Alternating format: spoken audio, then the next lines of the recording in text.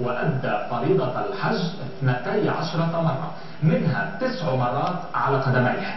إنه المعمر السعودي محمد بن زارع الذي يبلغ من العمر 150 عاما، والذي لا يزال يتمتع أحفاده 180 بحكايات عن القرون الثلاثة التي عاصرها.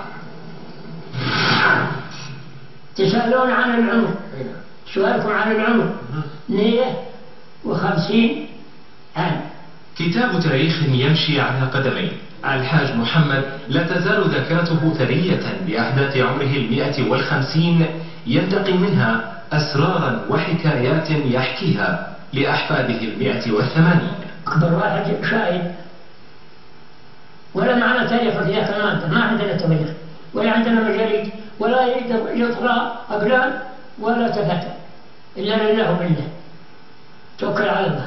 10 زوجات و12 حجة، منها 9 على أقدامه، أجمل ما يتذكره الجد محمد، وبين ذلك ذكريات سوداء لم تمنعه من الاحتفاظ ببشاشته وقوة إيمانه. طيب لو جبنا لك عروسة الحين، لو جبنا لك عروسة الحين؟ ايه؟ أنا إنه دخلت بالعروس.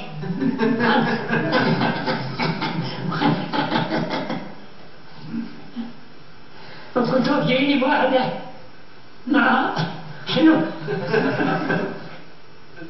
بالكاد يعي الجد محمد أهمية النقوش التي خلفتها 3 قرون، هي نهايات 19 وكامل 20 وبدايات القرن 21 على جسده، فهو شاهد العيان الوحيد ربما على سقوط عروش قديمة وقيام أخرى جديدة.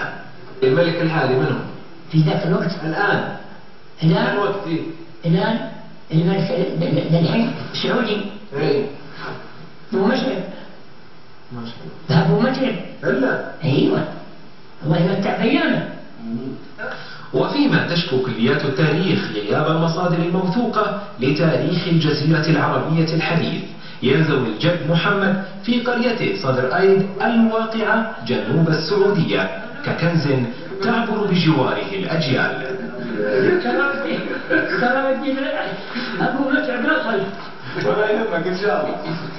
من محافظة النماص جنوب السعودية، سعود الخلف، العربية. الله يطول بعمرك.